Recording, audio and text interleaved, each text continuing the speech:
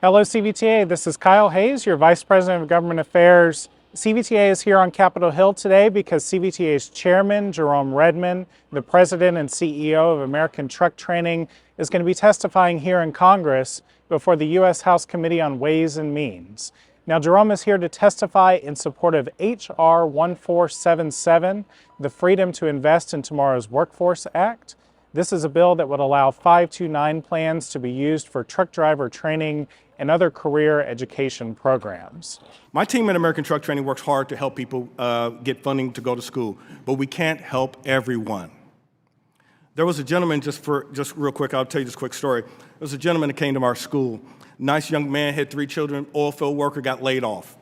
And he check-marked all the boxes. I mean, this guy was perfect for the industry, the trucking industry. Tremendous work ethic, the whole 9. But I couldn't find funding for him. Broke my heart. And I looked him in the eye, and I had to say no to this young man. And in that moment, and this is why it's burnt into my brain, that I vowed to make sure I will find ways to help folks get funding for school. And that's why I support, H.R. 1477, the Freedom to Invest in Tomorrow's Workforce Act. This is a solution that's just common sense. It would allow college savings plans to become career savings plans. The trucking industry is 60,000 plus truck drivers short. Our program, like many other trucking school programs, takes about 4 to 6 weeks, costs about $5,000, and graduates earn up to about $60,000 to up to $100,000 per year in their first year, plus insurance benefits. There's plenty of job opportunities in trucking. These students are typically pre-hired and go to work immediately upon graduation. Now, I got into this industry in part due to my dad, Hubert G. Johnson, or as we call him Pops. And my biological dad, just for context, died when I was 1 year old from a brain aneurysm. But Pops came into our family. And Pops worked some odd jobs, did janitorial work. He worked as a gas station attendant. And for those of you who don't know what a gas station attendant is, you might just Google it. And for those of you who are laughing, you just told your age. All right. So his education only got up to the 8th grade, okay? So I say this because in Oklahoma, you don't have to have a high school diploma to get your CDL, right? And so if had that been a requirement, he would not have been able to feed our family.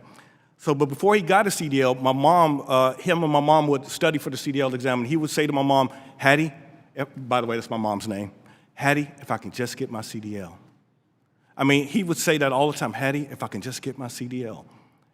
And he made it seem like we were going to Disney World the next day if we got a CDL or something. And in fact, it was almost, as a kid, I thought it was a magic card that made all your dreams come true. I didn't know. So, but it was pretty intense or inspiring to see my mother, Hattie, sit there with the CDL manual and read it to my father, because his reading, was needing to be improved. And it was the first time in my life I got to see a man go for his dreams and accomplish those dreams. So imagine what kind of difference that made to a young man like myself. So to see him go through that, and it challenged me to be the good father, like he was. Mr. Redmond, I'd really like to meet Pops and Hattie. I know I'd want to give them a big hug, because didn't they do a good job? And thank you for being here.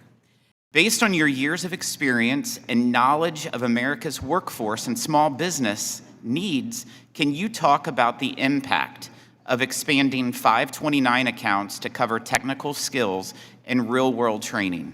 We have quite a bit of students. In fact, I just thought of one in my head as you were speaking. Her name is Alania, who's a current student at our school. She went to nursing school at first. It didn't pan out. It became expensive. There was other reasons why that she needed to leave.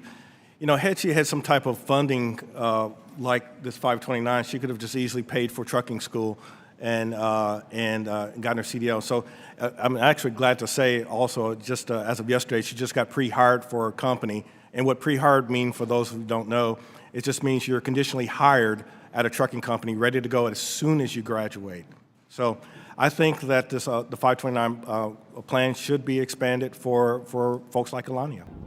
Jerome, I have to say, today was a tremendous day for you at American Truck Training, for the Commercial Vehicle Training Association, all the CVTA members that were cheering you on as you testified today before the United States Congress, the Ways and Means Committee, the oldest committee in the U.S. Congress, talking about the importance of 529 plans and how they could increase truck drivers in this industry, this great career, the great possibilities.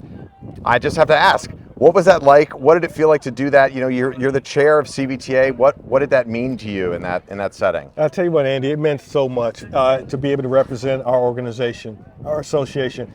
It was surreal to be in the halls of Congress, more or less, and be around all these wonderful men and women who serve our country in this way, and to be prepped to be drilled by Congress it couldn't be daunting, but it was a total exhilaration moment, and I can't be more proud of the outcome. One of the things that really resonated clearly with the committee was the stories you were telling, and particularly the story about how you got into this industry because of your father, Pops, and because the role that your mother played in sort of assisting him in getting his CDL, and the whole thing just resonated so much so I heard that the chairman of the committee talking about his own stories. I heard other members of Congress discussing their their interest in that story. I thought it was miraculous. So talk to me about what it was like. You say it's the hot seat, but at the same time, here we were, and key members of that committee were speaking back to you with that story. What was that like to tell that? Well, the thing is that it's not just my story. It's the story of all of our trucking schools.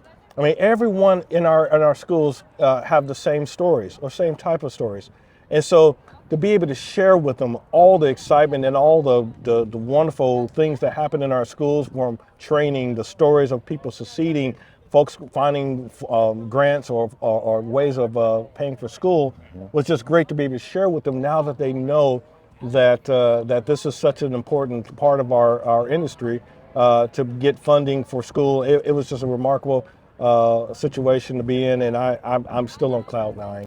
One of the other interesting things to my ear was your discussion about tomorrow's workforce coalition, right? The TWC.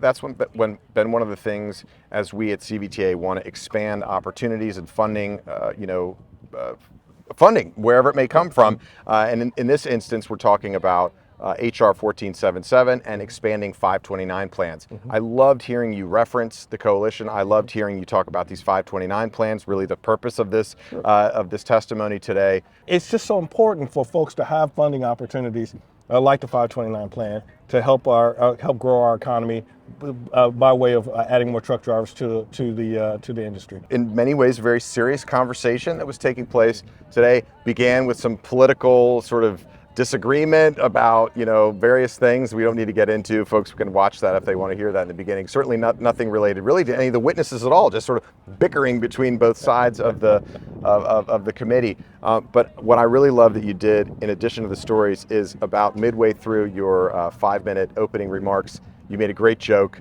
about people needing to look something up on Google, or they can, if they know what a gas station attendant is, then they've showed their age. Everybody started laughing, all the members of the committee laughed, and it really set the tone for a really pleasant conversation. Right. And that was the point. Yeah. That was the point.